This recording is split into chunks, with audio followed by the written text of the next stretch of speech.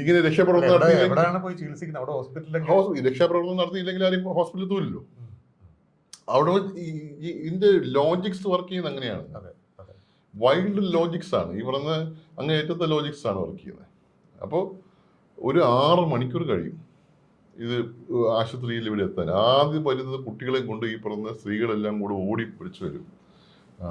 തല ചിതറിയ കുട്ടികളുമായി ഡെവസ്റ്റേഷൻ, കൈകാലം മുഴുവൻ പോയത്. മിക്കവാറും എല്ലാവരും ഒരു മരിച്ചതായിരിക്കും. ഇവർക്കത് മരിച്ചതാണെന്ന് പറയാൻ പറ്റത്തില്ല. ഒരു 2-3 മണിക്കൂർ മുമ്പൊക്കെ ഓടിച്ചാടി നടന്നതല്ലേ. ഞാൻ അപ്പം അവനെ പിടിച്ചോണ്ട് വന്നതാന്ന് പറയും. ഇതിനൊരു കുഴപ്പമില്ല, ചെറിയ പ്രശ്നമേ ഉള്ളൂ, ഡോക്ടർ ചികിത്സിക്കാൻ പറയും. ഈ ബ്ലാക്ക് ഏരിയ വലിയൊരു ഹാളാണ്. ഹോസ്പിറ്റലിന്റെ ഏറ്റവും വലിയ ഏരിയ ഈ ഹാളാണ്, ബ്ലാക്ക് ഏരിയ എന്ന് പറയുന്നത്. അവിടെയാണ് ഏറ്റവും കൂടുതൽ. അപ്പൊ സൈക്കാട്രിസ്റ്റ് എല്ലാവരും ഉണ്ടാവും അവിടെ. പക്ഷെ ഇവരെ പറഞ്ഞ് മനസ്സിലാക്കി ഇത് മരിച്ചു പോയെന്ന് പറഞ്ഞ് മനസ്സിലാക്കാൻ വരുമ്പോഴാണ് ഒരു 30 ലാപ്രോട്ടമീസ് എങ്കിലും മിനിമം വേണ്ടി വരും. ആദ്യം നമുക്ക് ഒരിക്കൽ ട്രൈ ചെയ്ത് വന്നവനെ അപ്പുറകത്ത് കയറ്റുക ചെയ്തു. 3 ടേബിളോ 4 ടേബിളോ മാക്സിമം കാണും. അതങ്ങ് നിറയും. അനസ്തറ്റിസ്റ്റ് 3 പേരെങ്ങനെ കാണും. പിന്നെ ബാക്കി വരുന്നവർ കിടക്കയില്ലേ. പിന്നെ വരുന്നവനായിരിക്കും ചിലപ്പോൾ ഏറ്റവും കൂടുതൽ പ്രശ്നമുള്ളത്. അപ്പോൾ നമ്മൾ എന്ത് ചെയ്യാൻ, അനസ്തീഷ്യ ഇല്ല, ലോക്കൽ ഈ പറയുന്ന ബ്ലോക്കുകൾ കൊടുത്തിട്ട്, ഇല്ലെങ്കിൽ പലപ്പോഴും അനസ്തീഷ്യ ഇല്ലാതെ തന്നെ ഓപ്പൺ ചെയ്യും, പച്ചയായിട്ട് ഓപ്പൺ ചെയ്യും. വേറെ മാർഗമില്ല. വലിയ സർജറി ഒക്കെ പച്ചയായിട്ടങ്ങ് ചെയ്യും. കൈയും കാലും കെട്ടിയിട്ട് ചെയ്യുന്നല്ലാണ്ട് വേറെ എന്ത് ചെയ്യാൻ. It's like totally unhuman. നമുക്കതിന് നമ്മളെ സ്റ്റാൻഡേർഡ്സ് ഒക്കെ ഇടിഞ്ഞ് താഴെ പോയി. നമ്മൾ ഈ പറയുന്ന പ്രിമിറ്റീവായിട്ടുള്ള മനുഷ്യന്മാരായിട്ട് നമുക്ക് തന്നെ തോന്നിപ്പോകും. ഇതിങ്ങനെ നടക്കുന്നത് ഇസ്രായേലിനും അറിയാം, ലോകത്തെല്ലാവർക്കും, അമേരിക്കയ്ക്കും അറിയാം, എല്ലാവരും പറയുന്നല്ലേ. എല്ലാവർക്കും അറിയാം ഇതൊക്കെയാണ് നടക്കുന്നത്. എല്ലാവർക്കും ഈ പറഞ്ഞ ഏത് ഡോക്ടറെ പറയാതിരുന്നിട്ടുള്ളത്? അവിടെ വന്നു പോയി ആ ഒരു ഡോക്ടർ എന്ന് പറയാതിരുന്നിട്ടില്ല ഇങ്ങനെയാ നടക്കുന്നതെന്ന്.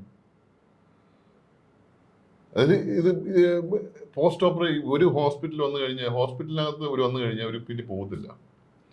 ഒന്ന് ഏറ്റവും ഒരു സേഫ് സ്ഥലം അതാണ്. 2 പോവാൻ സ്ഥലമില്ല. അപ്പൊ ഇവര് എവിടെ തന്നെ നിൽക്കും.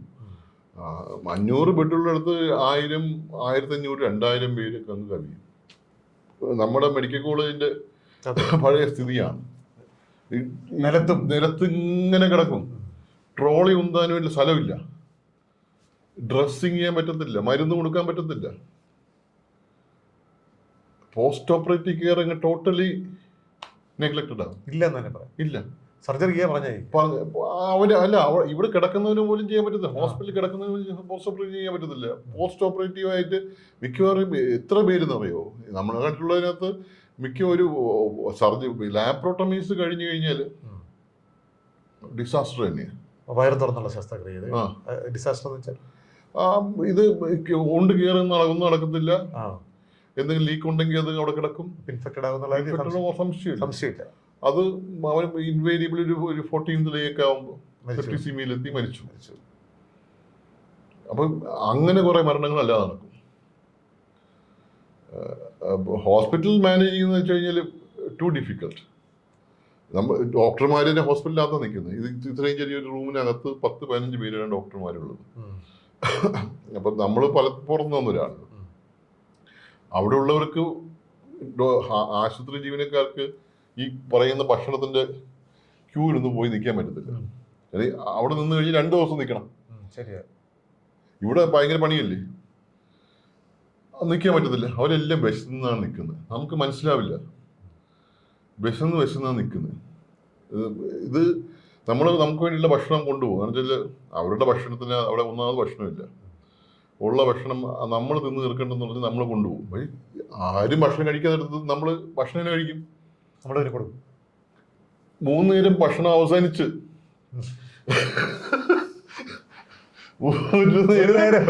വല്ലേരെ വിളിച്ചു കൂട്ടി ഒരു നേരം എല്ലാം കൂടെ ഉണ്ടാക്കിയിട്ട് ഒരു നേരം കഴിക്കുക. വേറെ മാർഗമില്ല.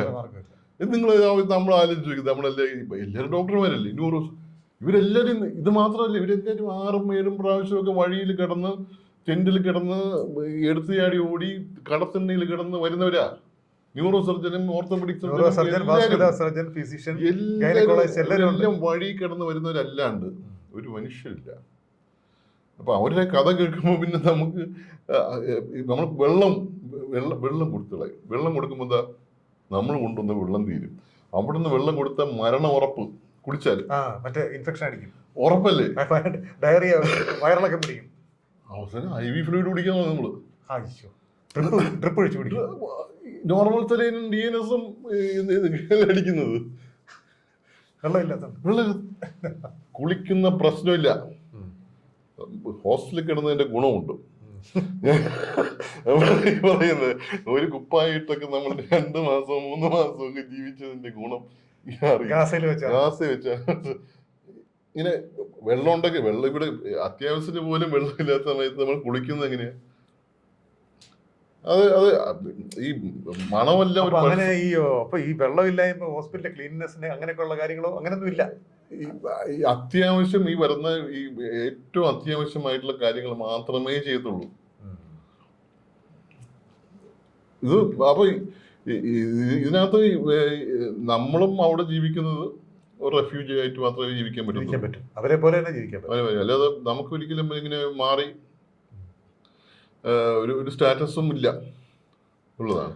3 ആഴ്ചയിൽ കൂടുതൽ സർവ് ചെയ്യാൻ പറ്റത്തില്ല അവിടെ ഈ പുറത്തുനിന്ന്. നമുക്കാണ് നമ്മുടെ അവർക്ക് ഒരു ഇന്നേറ്റ് ഇമ്മ്യൂണിറ്റി പിന്നെയും ഉണ്ട്. ഈ സംഭവങ്ങളൊക്കെ ആയിട്ട് വർഷങ്ങളായി ജീവിക്കും. 1 വർഷമെങ്കിലും അതിന് മുമ്പും ഇതൊക്കെ തന്നെയല്ലോ ജീവിക്കുക. അവർക്ക് ഇന്നേറ്റഡ് ഇമ്മ്യൂണിറ്റി. നമ്മളിപ്പോൾ ഈ എന്തൊക്കെ വാക്സിൻ എടുത്തു കഴിഞ്ഞാൽ നമ്മളിപ്പോൾ ഒരു 10-20 വാക്സിൻ എടുത്തിട്ടാണ് പോകുന്നത്. അങ്ങോട്ട് പോകുമ്പോൾ ഈ പറഞ്ഞ കോളറയും ടൈഫോയിഡും മീസിൽസ്, പോളിയോ, ഞാനിപ്പോൾ എല്ലാം വീണ്ടും എടുത്തിരിക്കുക. കഴിഞ്ഞ ഒരാഴ്ചയായിട്ട് വാക്സിൻ എടുക്കണമെന്ന് എൻ്റെ പണി. ഇപ്പോൾ എല്ലാ ദിവസവും പോയി വാക്സിൻ എടുക്കുന്നു. അൽത്താഫാണ് ഉള്ളതുകൊണ്ട് കൊള്ളാം.